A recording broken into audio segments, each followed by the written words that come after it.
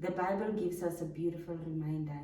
Repetition doesn't always mean you are going backwards. Sometimes it's preparing you for what comes next.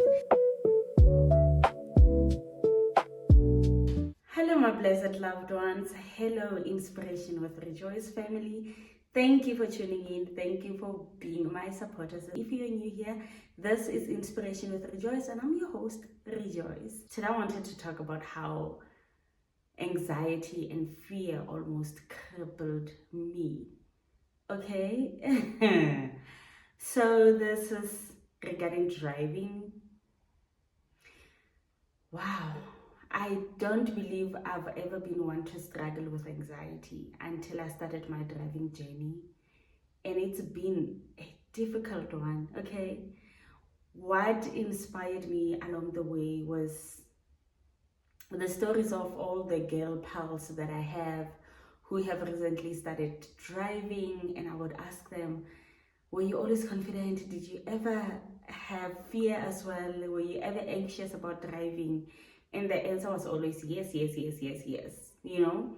So that made me believe that the journey I was embarking on was normal, and the fear was normal, and the anxiety as well. But I think the difference was the anxiety level that I had was different from others. Of course, I wasn't always asking, how anxious were you? But at least the fact that, yes, I did it scared. I started scared. The first time I drove alone, I was scared. All of that validated me and what I was going through. But that aside, my anxiety was on another level, so much that I realized I've never been anxious before. Not like this. You know, there are small things that, of course, we can relate on, like maybe being on a taxi. Like, it's a different route, so where you're gonna get off is a whole new stop. So you're anxious about getting it right, saying it on time, and all of that. Those are the little anxiety things that we all have. Or maybe before answering a question in class or whatever, your heart beats fast before you raise your hand up, right? I went through that, I acknowledged that, but driving was a whole other thing. So I tested for the first time in Cape Town, and granted, I rushed it. I literally had 10 days left before my learners expired. So it was a rush thing, and I needed more time, of course. So I failed, given. The second time I went into it, I don't know where the anxiety started from. Or maybe it was the thing of, I hope this time I'm gonna win. I hope this time I'm gonna win. And it kept playing on at the back of my mind. And also there was now pressure connected to me getting my license, because I had to start driving my kids, doing school drop-offs and stuff, and helping my husband out with that. So that became a major thing that scared me. If I fail this, I'm failing my family, you know. It was attached to me getting my license. I failed again, and something happened on a Friday, and I was testing on a Monday. I had the best instructor, man. He was so calm the entire time. The Friday, I'm seeing a different character from this person.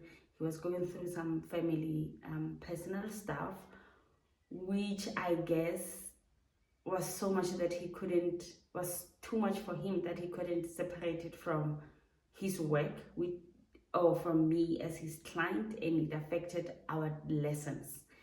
I think I was supposed to practice 1 hour, 30 minutes, and we only practiced for an hour, and then it was cut short. His family was there. It was a whole mess.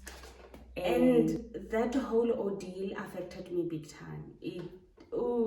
That I spent the whole weekend praying. I was anxious. I think by Sunday I was getting excited that I'm gonna test drive and I'm gonna get my license. I was so ready.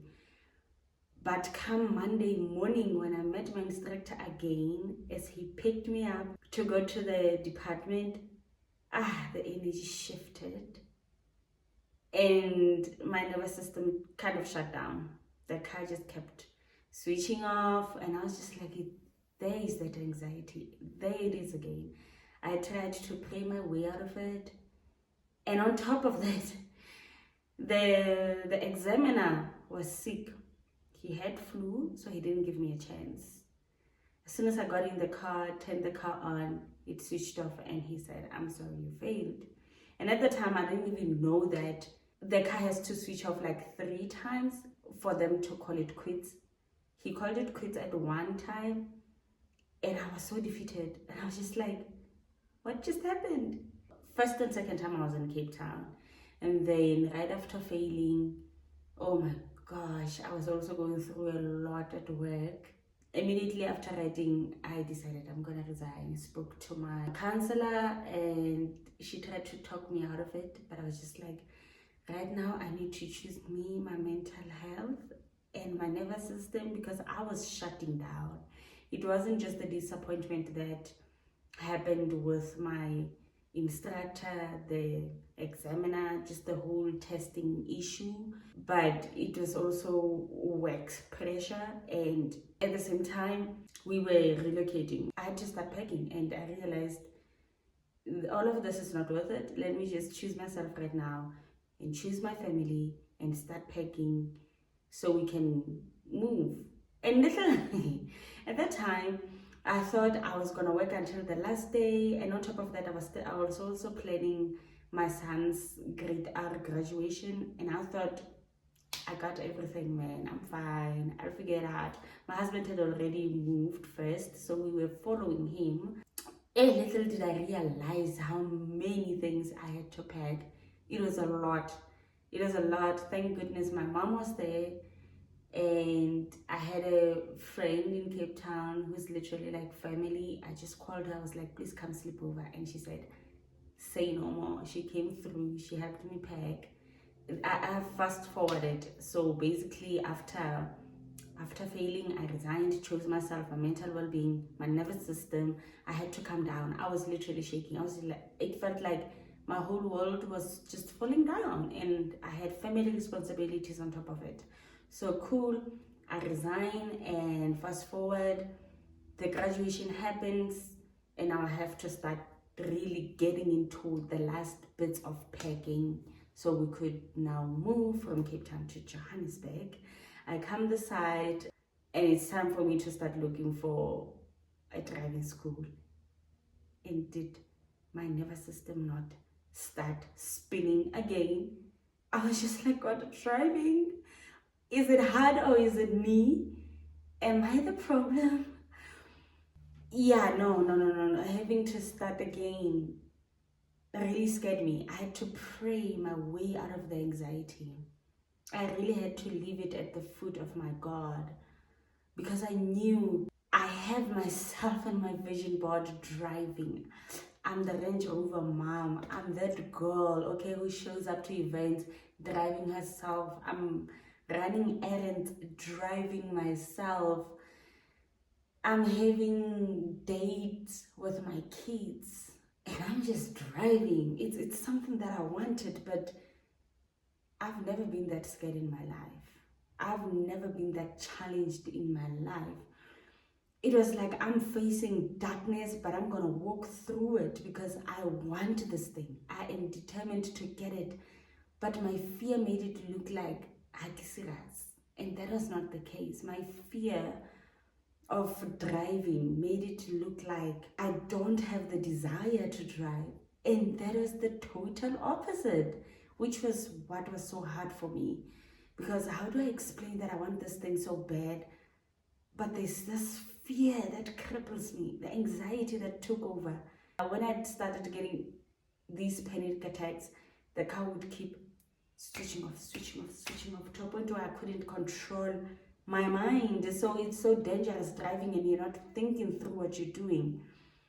I'd be wanting to slow down, but the car is speeding. It was just so devastating. I had to pray about it so much. Shout out to my instructor here in Joburg. I finally got my license with Maddie's driving school. And shout out to you. My instructor was Sean. He was so calm from day one. He was like, no, you can do it. Oh no, you're a driver already. He was like, show me what you got, because I already told him I failed twice. So he's like, so you're not starting from scratch. Show me what you remember. And he simplified it so much for me. If one thing I realized is that Cape Town is more strict than Johannesburg. Johannesburg, there was so many things that were simplified, and I was just so grateful. He and the rules that he came up with, or that they use, made me feel comfortable already. I was so confident in, I know how to do this thing, you know. So the next thing was just praying so much that I don't fail.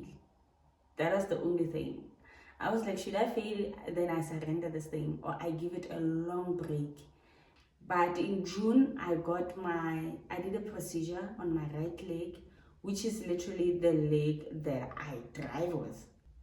And this leg is giving me issues. The way I had to pray, because I was like, I'm not postponing this thing. I've never felt as ready as I do now. God, I have to do it. So I did a procedure on a Thursday or Friday. The following week, Thursday or Friday again, I had to test. I had my test. I prayed the entire time that I was in that car, asking God to just take my anxiety, hold it until I'm done. Do not let it go until I'm done, God. That was my prayer. Every time as I was testing, when I felt like I was getting anxious or I was getting afraid, or something was just distracting me, I was praying. I was surrendering it in prayer. On top of that, I'm not just fighting the anxiety and the fear, I'm also fighting the pain. I was literally on a walker boot. So before I started my test, I took off my walker boot, put it at the back seat. My examiner did not see that I have a walker boot. I put on a takey. I went on with my driving. Guys, I was nervous. I was breathing in and out the entire time. I don't want to lie, I was nervous. I was breathing in and out the entire time, out loud, audibly. And I was speaking to myself. I was like, turn left, observe, half clutch. I was saying everything out loud, practically so. And I did it. I passed. Oh, finally, that time is a charm. And I remember my friend in Cape Town, she started her lessons obviously before me, like I think a year before I started with mine. I remember her journey. I remember the other time, I think it was her second time testing, and she was devastated because she had just failed that morning and she went to work. And I remember the third time when she was like, I finally got my license. And it always played in my mind. Shout out to you, V. She was like, third time is a charm. You're going to get it as well on your third try. So I went into that test just repeating that thing. Third time is a charm. Even V, who's confidently driving right now, failed twice and passed the third time. So it's fine. It's something that happens to new drivers. It's not the end of the world for me. I'm going to make it as well. I was affirming myself, but deep down, it is hard.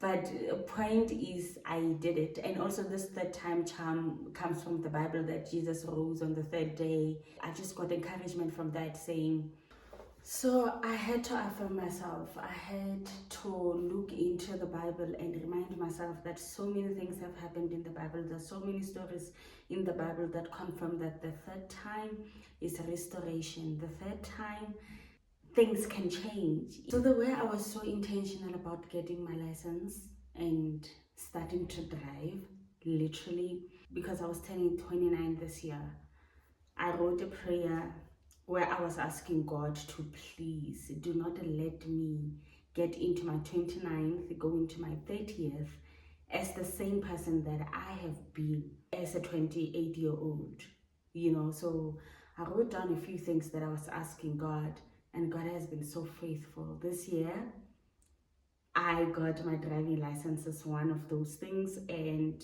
there are other things, but this video is about specifically this. So I'm just gonna keep it here. But God has been faithful. God has been answering prayers. And the biggest thing is that I wrote it down. So I'm going to read one of my favorite verses. Habbakak 2 verse 2. The Lord answered me and said, write down the vision and make it plain on tablets, that he may run who reads it. For the vision is yet for an appointed time, but at the end it will speak and it will not lie. Though it tarries, wait for it, because it will surely come, it will not tarry. I love this verse, and I have lived to experience it. I have a testimony of this. Me having my driving license before turning 29 being one of the testimonies. There's so many others, so many. Ever since I started journaling and making my vision board, things that I've put there, I don't know how many I've ticked off, because the word of God is alive, and God is not a man that he should lie. I wrote this before my test, and remember, this is the day before my driving test. Today is the 24th June 2026, so I tested on the 25th. The day before my final third driving test. And third time is a charm indeed. I can already feel the excitement of my pass. Oh, I've worked hard. I know that I'm more than ready. All I ask for, God, is to keep my nervous system down. Please, Lord, control my mind, body, and spirit. I am helped by God, so I am a licensed driver already. I am going to collect it tomorrow. Thank you, Jesus, for your love and mercies. You said we shall ask and it will be given. Therefore, I'm asking for my confidence to get my license. I believe and trust that it is done in Jesus' mighty name. There's so many other things that I wrote a prayer down like this, and they didn't come to pass at my own timing. But remember, God said, at his perfect timing, it shall come to pass. So I was so fortunate that this third time was also his perfect timing. But don't lose hope if you're gonna write something like this, testing your faith, and then it doesn't happen for whatever reason. It doesn't happen. Do not lose faith, because just like my driving license, from the beginning I prayed. I always included God in it, but if it wasn't God's timing, it wasn't gonna happen. So it didn't happen for the first 2 times, because it wasn't God's timing. It happened on the third time. So even if there are failures and delays on the way, do not give up. Keep trusting God, keep praying, keep submitting your plans unto him, and seek first the kingdom of God. The third time can be different. The first time may have been failure. The second time may have been confusion. But the third time may be restoration, confirmation, and purpose. And 1 Samuel 3 gives you another angle. Samuel didn't recognize God's voice immediately, but after the repeated calling, he finally understood. So if you are in a season of waiting, where you're thinking, God, why am I going through this again? The Bible gives us a beautiful reminder. Repetition doesn't always mean you are going backwards. Sometimes it's preparing you for what comes next. And also sometimes I want you to remember that God has better plans for you. Okay, I don't want to deviate because it's a completely different thing. But we're praying for something. We went the first time, wasn't happening. Second time, wasn't happening. Third time, we came back with something more than we could have ever thought or imagined. Because that is God. His timing is perfect. Write it down and it shall come to pass, no matter how many times he sets you back. If he sets you back, just know that he's preparing you, and allow yourself to be prepared. Thank you so much for watching. I really enjoyed this, but I appreciate you who watched until this point. God bless you. This is not a goodbye. Until next time.